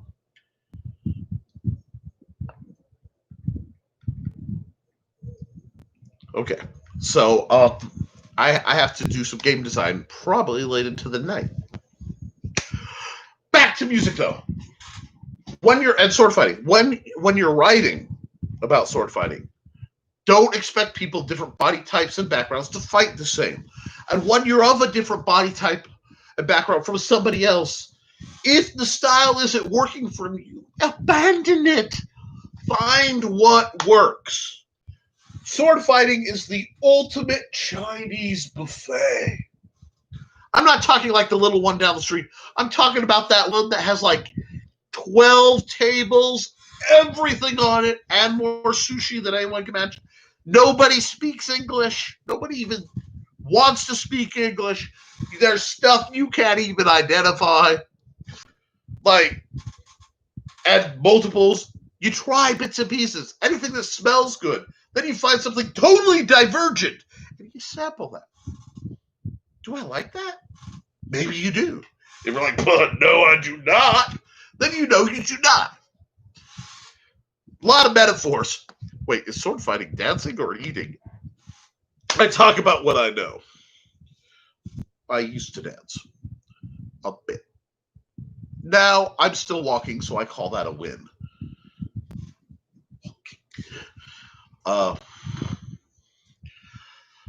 But, that being said, so I want you guys to look through that. I want you to really consider what music moves you, what weapons work with you, and use the motions you have, either from the simple sword of the systems I've been teaching you, your background, to figure out what is going to flow. Because when you're training, even fighting, it is a physical conversation. It's point and counterpoint. It's a debate of body and angle, I have a good random confession that I think is appropriate here. I love tactics games. I'm good at them. I despise chess with a passion. And I say that and like there's always an ooh, why? Why would you despise chess? Chess is a game for the purpose of teaching you strategic sacrifice. It's not about knowing which pawn to get where. It's knowing which pawn to give up to let somebody be where they could fail. That mentality goes against a lot of what I believe. Because I'm crazy enough and maybe stupid enough to try to keep all the pieces. And that's how I approach fighting. I had an instructor who was like, if somebody's a lot better than you on the field, bait with your offhand. When they hit your offhand, snap closed on it, throw it wide, and stab them in the face. I should have used that as the thumbnail. But my point is I don't want to get my hand stabbed to win, even if it's metagaming, because it's bad form. And with what you're doing, you need to train. It needs to feel natural. For some people, that's very natural. There are people who social engineer, and they move people, and they sacrifice them because I don't need you anymore. I lack deliberately that level of ruthlessness. This might go into my Hufflepuff by choice mentality, in part because nobody wants to see me go Slytherin, and you'd be more afraid of me going Ravenclaw. On that front, I am not, nor will I ever be, a Gryffindor. Because Gryffindors are all about themselves. I refuse, because I can see, look at this. Who wants to be all about that? No, I'm about the job, I'm about the service, I'm about the art. About trying to make some of you goofy people smile because you need it. And maybe that's the right way to go, but we need Gryffindors in this life. And somebody has to prop them up when they did something stupid. Me and Han Solo. Anyway, I'm really, really prattling tonight, and I am okay with that. Preach attrition warfare. And the only solution to attrition warfare is what you're going to allow to go. And you're right. That's why I made Melee. Because the movements were wrong. It was too limited. It didn't feel natural. It didn't teach the... Look it up, Steph. John would like that game. And I'm not trying to sell my stuff. I mean, I love to sell my stuff. But look up Melee. It's stout. And, you know, I had a beautiful handmade wooden set that was lost in the flood that messed up most of my stuff from that period. No, I'm not going down that road because that road's depressing and I don't need depression. See, I lost somebody watching because I got just a little... We don't have time for that. We got to build each other up. So let's have a quick video rehash. We're getting close to the hour 45 mark, and I do try to cover what we've discussed for the people who came in late. We briefly talked about this beautiful beast. I am rather fond. If I were a bit more concussive, this would be my number one sword. I am looking for the right trainer to buy about 10 of and make guild standard. Until then, we're going to make custom trainers and improvise. But this is the closest I have found without modification to a sword. This is standard. I would say every guildie should buy one of these. I would say now you can modify it because Lord knows I'm going to modify my gear. But guildie should have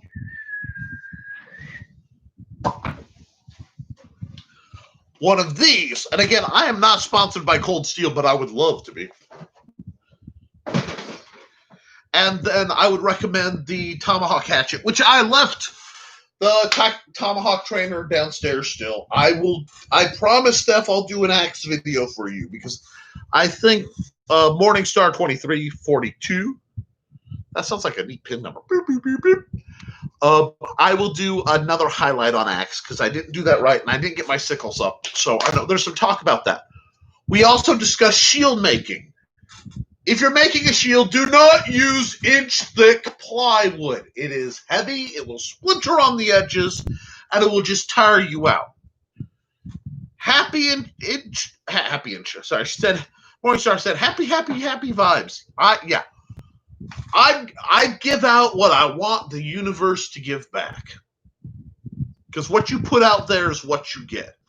So every day I try to put out love, kindness, appreciation, a bit of slightly shady humor, because that's what helps keep me going. You know? But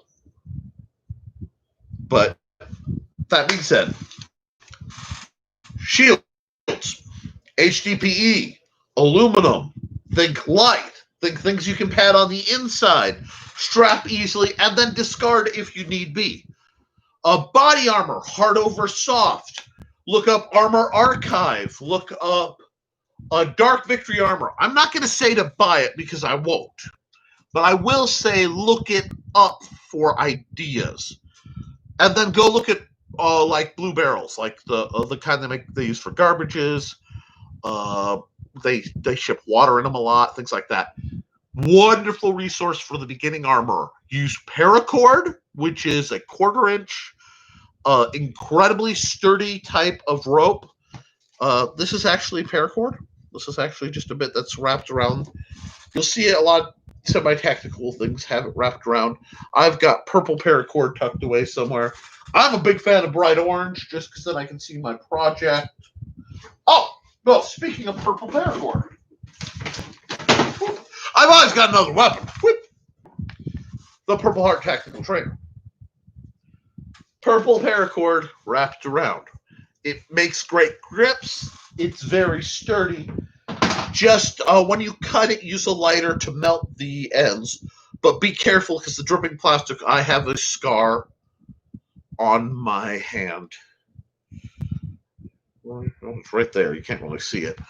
But from the last time I saw one of my buddies, because I happened to burn myself with molten paracord. It was at Arcticon, and he was like, "Dude, you're on fire." And I'm like, "Oh, yeah, it's out. I'm gonna put this in a drink now." The healing properties of Mountain Dew, folks. But and you didn't like get upset. That's so freaking tough. I love that dude. Zach, wherever you are, man, rest in peace, bro. Hope you're looking down laughing at your furry friends. But I'm still positive. We talked about making armor. We talked about weapons. We talked about music in fighting. Find your tunes. And be able to mentally switch up your Spotify, your Ultimate Fighting playlist, so that when you need to be psyched out, you can hear the right tune and just be like, it's a step to the left, whee, and a jump to the right, and I'm dyslexic, so I can't keep track. I'm ambidextrous. Anyway, I'm really out of it today, folks. Sun, fun, and stress in the moon. Anyway, what's on the moon today? No, I had to double check. Making trainers, we talk about soft and hard trainers. So a soft trainer is one you can use as essentially a buffer to really get in there and do harm. The Hello Karambit being the epitome of the soft trainers that's floating around here, which is hiding currently, but that's okay if these things happen. I think it got flung aside in the middle of drama.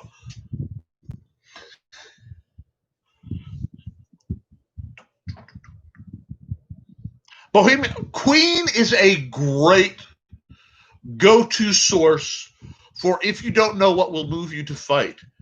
Sampling from Bohemian, yes, Joe said Bohemian Rhapsody. Sampling from Bohemian Rhapsody is great. Or just letting lead ups.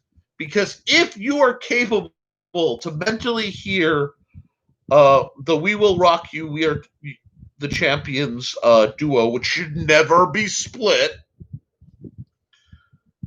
in your head and not feel like messing somebody up, you've missed the point. Another good one, if you can get a giggle, is the whole, "What do you mean, Flash Gordon approaching?" Dun, dun, dun, dun, dun, dun, dun, dun. Flash. This is great. And it's funny because I've had these things run through my mind.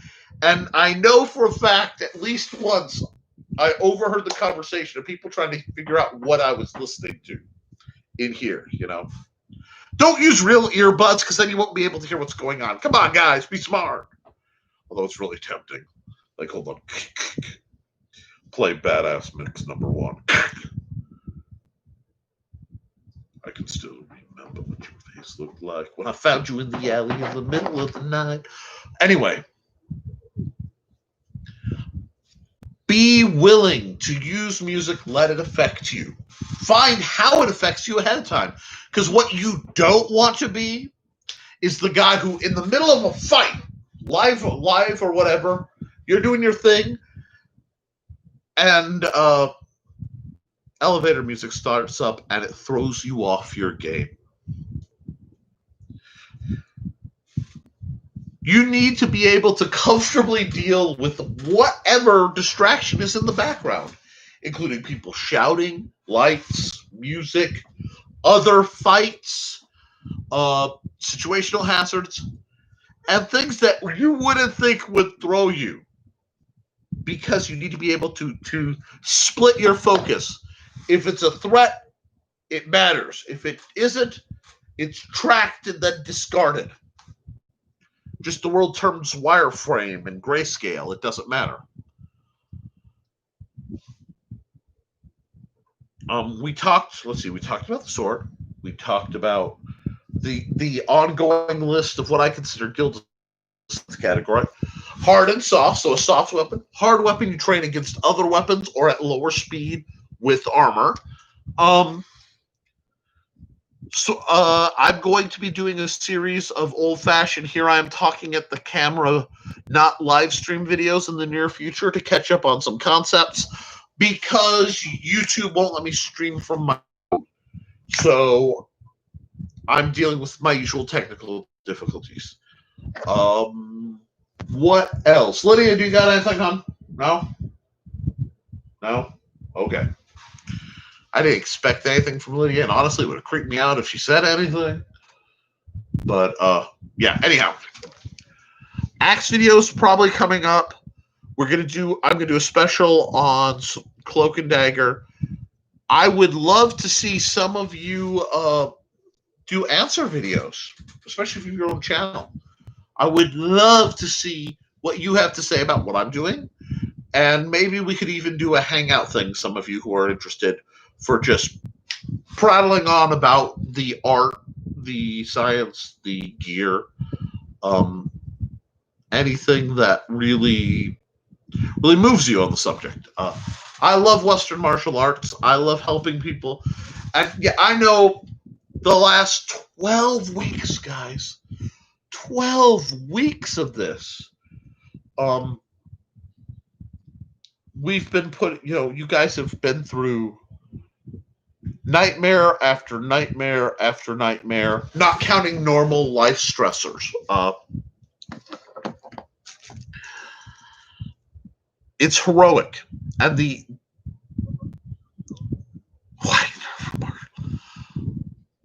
Wagner is great. Hi, John. I was just about to wind down the show. Then I saw you pop up. Wagner is great. Great. Let's see. Hall of the Mountain King. I can't remember who that's by. Some of you know it's the Sonic the Hedgehog theme song, but at least for the old cartoon. But great. Classical music is steeped in stuff that in the background will make you kick grotesque amounts of derriere. It does. Yes. Well, Wagner is glorious German battle music.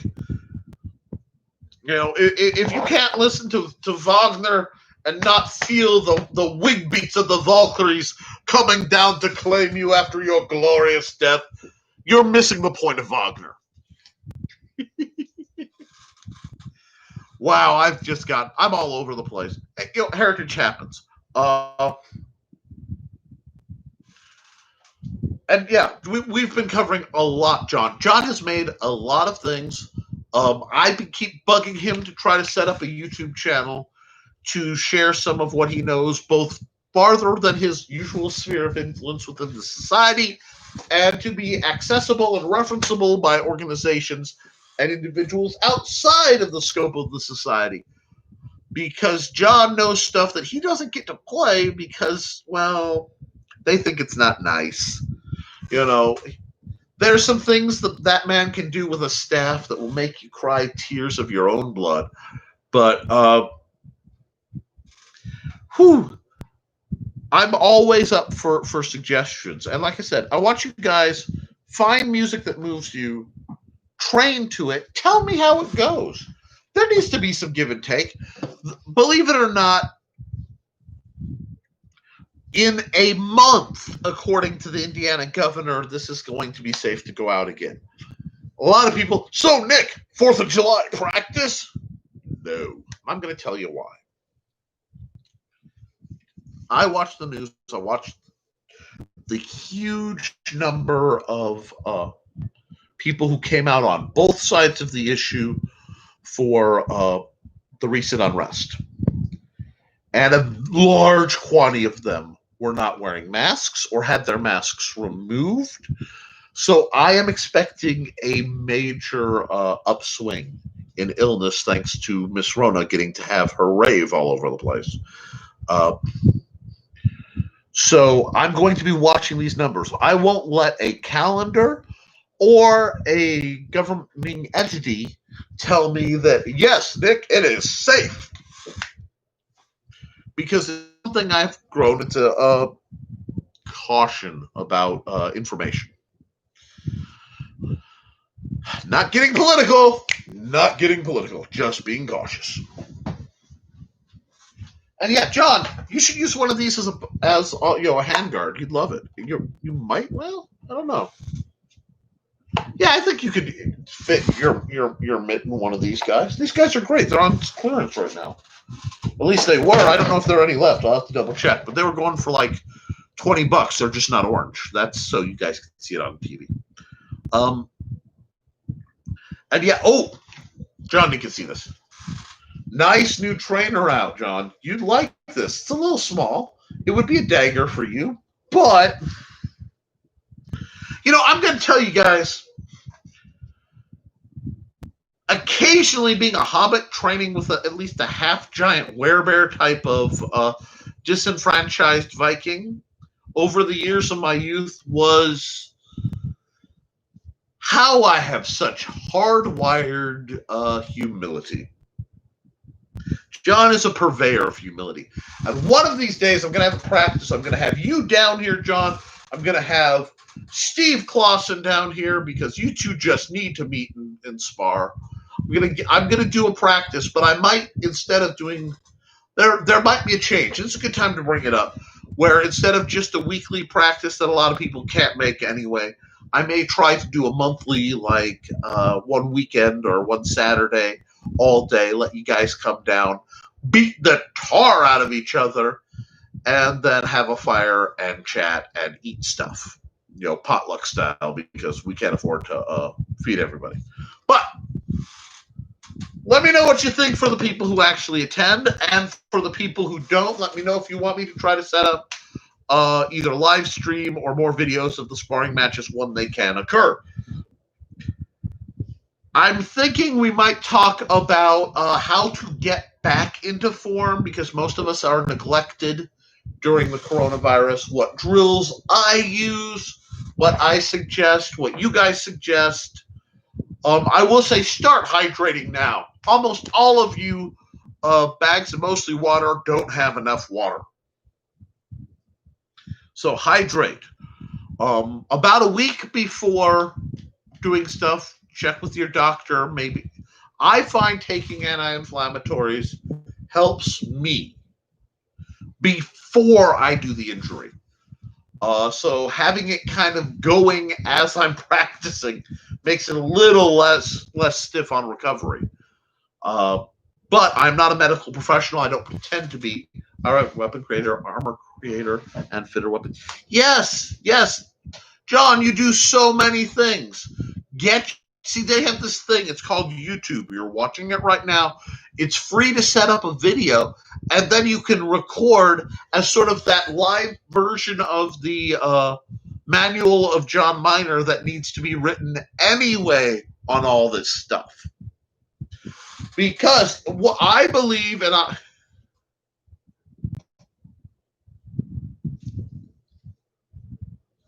Joe Bachman just said to me, and I quote, "I shock my liver at least once a day with water instead of Mountain Dew."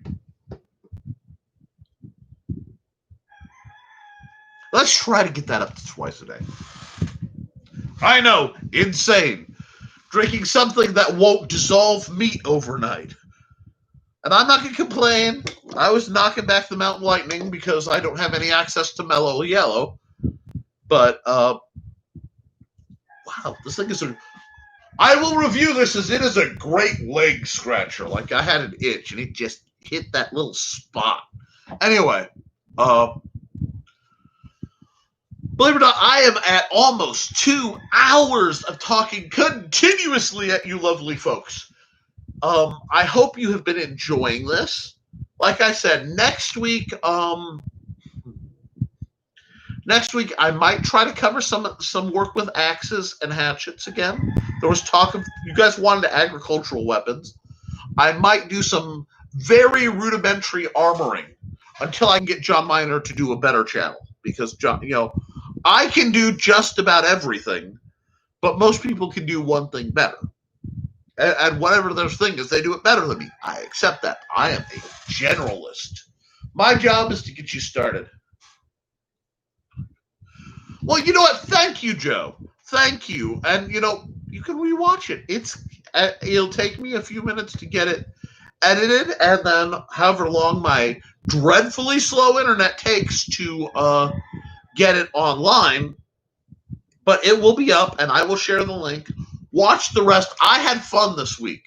I'll be honest, I've been really like nearly Stephen Colbert all over the place. But let's talk sponsors. I'm still sponsored by Steve Clausen and Ren Contessa, just through a different means.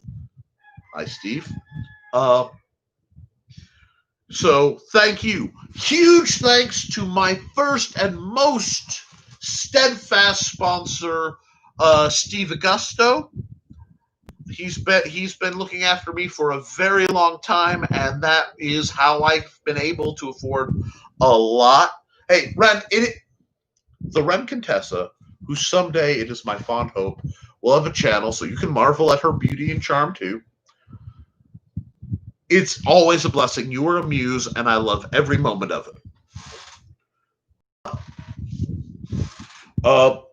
The Simple Sword, which is standing up. Hold on, I'm not off screen. Talk to the sword.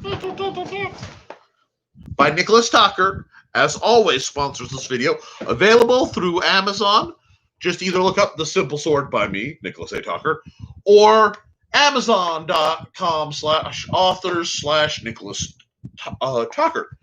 Should bring up yours truly with my whole line. We did talk about Melee, John, and a little bit of line commanding very early on. Apparently, I've been getting pinged. There's interest in shield making and melee tactics. I'm really glad to see people looking into historical martial arts. So obviously, I want to help with that. It was surprising. I am past the 2-hour line, so fire and no.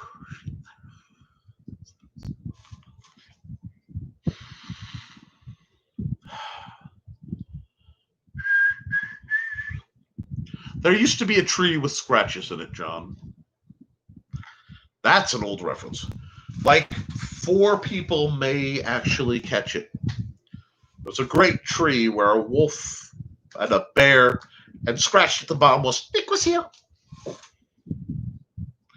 So, in a world of she and were creatures, somebody's got to be nice to the brownie.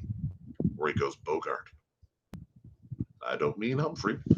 Okay, well, folks, consider becoming a patron because right now every cent helps. I do pour almost all my content directly into this because I'm trying to provide free quality or at least entertaining content and keep my costs as low because I believe that the price of this is a form of gatekeeping and I won't stand for it. Other than that,